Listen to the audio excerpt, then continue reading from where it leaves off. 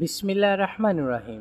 اللہ تعالیٰ کے لیے کسی انسان کو اچھے اور برے گھر میں پیدا کرنا کوئی مشکل نہیں۔ اللہ تعالیٰ برے لوگوں کے گھر نیکوکار پیدا کر دیتا ہے، اچھے لوگوں کے گھر برے لوگوں کو جنم دے دیتا ہے۔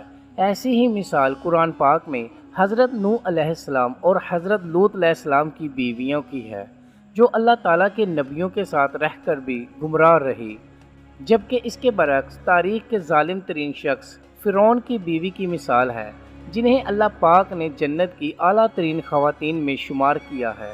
ایسی ہی ایک مثال ابلیس کے پرپوتے حامہ کی ہے۔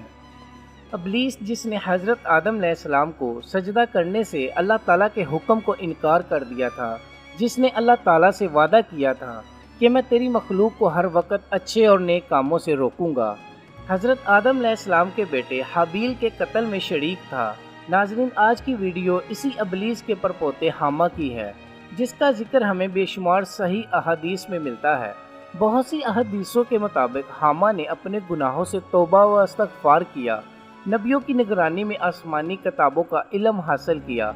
ابو نعیم اور امام بہقی روایات کرتے ہیں کہ حضرت انس بن مالک رضی اللہ تعالی عنہ فرماتے ہیں کہ ہم حضرت محمد صلی اللہ علیہ وآلہ وسلم کے ساتھ تہامہ پہاڑ پر بیٹھے ہوئے تھے کہ اچانک ایک برا شخص آیا۔ اس نے حضرت محمد صلی اللہ علیہ وآلہ وسلم کو سلام پیش کیا۔ اس کی آواز جنوں جیسی تھی۔ حضرت محمد صلی اللہ علیہ وآلہ وسلم نے اس بزرگ سے دریافت کیا کہ تم کون ہو؟ اس نے جواب دیتے ہوئے کہا، یا محمد صلی اللہ علیہ وآلہ وسلم، میرا نام حامہ بن حیم بن لاقیس بن ابلیس ہے۔ اس کے بعد نبی کریم صلی اللہ علیہ وآلہ وسلم نے دریافت کیا کہ تمہاری عمر کتنی ہے؟ حامہ نے بتایا کہ یا محمد صلی اللہ علیہ وآلہ وسلم، میری عمر اس دنیا سے تھوڑی سی کم ہے۔ جب قابیل نے حابیل کو قتل کیا تھا تو میں اس وقت بچہ تھا، مجھے ساری سمجھ بوجھ تھی، میں لوگوں کی چیزیں اٹھا لیا کرتا تھا، لوگوں کو اچھے کاموں سے برے کاموں کی طرف مائل کرنے کی صلاحیت رکھتا تھا، میں لوگوں کے دلوں میں وسوسے ڈال کر ان کو نیک کاموں سے بٹکا لیا کرتا تھا۔ آپ صلی اللہ علیہ وآلہ وسلم نے فرمایا کہ تم بہت ہی برے ہو۔ حامہ نے کہا، یا محمد صلی اللہ علیہ وآلہ وسلم، مجھے ایسے نہ کہیں، میں توبہ و استغفار کرنے کے لیے آپ صلی اللہ علیہ وآلہ وسلم کی خدمت میں حاضر ہوا ہوں۔ یا رسول اللہ صلی اللہ علیہ وآلہ وسلم، یا رسول اللہ صلی اللہ علیہ وآلہ وسلم، میں حضرت نوح علیہ السلام سے ملا ہوں۔ میں حضرت نوح علیہ السلام کی مسجد میں رہا کرتا تھا۔ میں حضرت نوح علیہ السلام پر ایمان لانے والوں میں سے تھا۔ میں نے حضرت نوح علیہ السلام کو کہا کہ میں ان لوگوں میں سے ہوں جو حابیل بن آدم جیسے کے خون میں شریک تھی، کیا اللہ تعالیٰ میری توبہ کو قبول فرمائے گا؟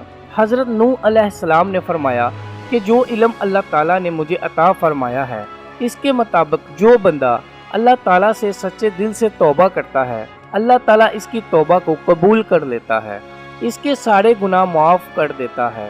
حامہ کہتا ہے کہ پھر میں نے نبی نوح علیہ السلام کے حکم کے مطابق 2 رکعت نوافل ادا کیے تو حضرت نوح علیہ السلام میرے پاس آ کر کہنے لگے، حامہ سر اٹھا، اللہ تعالیٰ نے تیری توبہ قبول کر لی ہے۔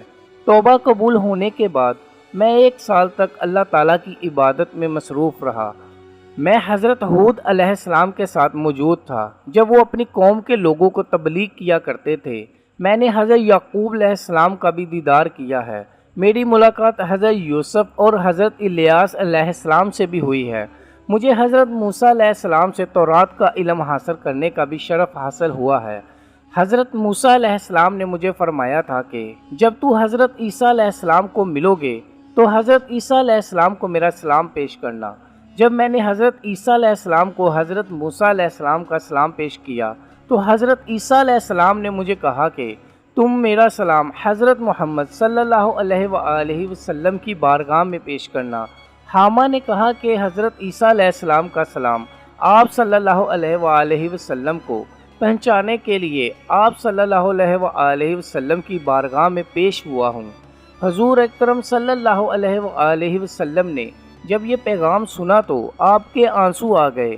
آپ نے فرمایا، عیسیٰ علیہ السلام پر سلام ہو، اور اے حاما امانت پہنچانے کی وجہ سے تجھ پر بھی سلام ہو، تیری کیا حاجت ہے؟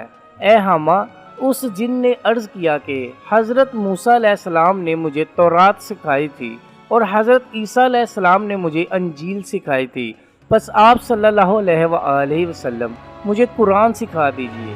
چنانچہ حضور اکرم صلی اللہ علیہ وآلہ وسلم نے اس جن کو قرآن مجید کی تعلیم فرمائی اور اس کو 10 صورتیں سکھلائیں اور فرمایا کہ اے حاما جس وقت تمہیں کوئی حاجت ہو پھر میرے پاس آ جانا اور ہم سے ملاقات نہ چھوڑنا۔ حضرت انس رضی اللہ تعالیٰ عنہ سے مروی ہے کہ جب حضور اکرم صلی اللہ علیہ وآلہ وسلم وفات پا گئے تو پھر ہمیں حاما کی کوئی خبر نہ رہی کہ وہ زندہ رہا یا مر گیا۔ یہ حدیث حضرت عبداللہ سے بھی روایت کی جاتی ہے۔ اس کے علاوہ امام جلال الدین اپنی کتاب لقط المرجان میں حضرت عائشہ رضی اللہ تعالیٰ عنہا سے روایت کرتے ہیں کہ حضرت محمد صلی اللہ علیہ وآلہ وسلم نے فرمایا کہ حاما ابلیس کا پرپوتا جنت میں ہے۔ معزز سامعین، امید کرتے ہیں آپ کو ہماری یہ ویڈیو پسند آئی ہوگی۔ مزید اسلامک اور معلوماتی ویڈیو دیکھنے کے لیے ہمارا یوٹیوب چینل اسلامک سٹوریز کو سبسکرائب کیجیے گا تاکہ ہماری آنے والی ہر نئی ویڈیو آپ لوگوں تک بآسانی پہنچ سکے۔ شکریہ۔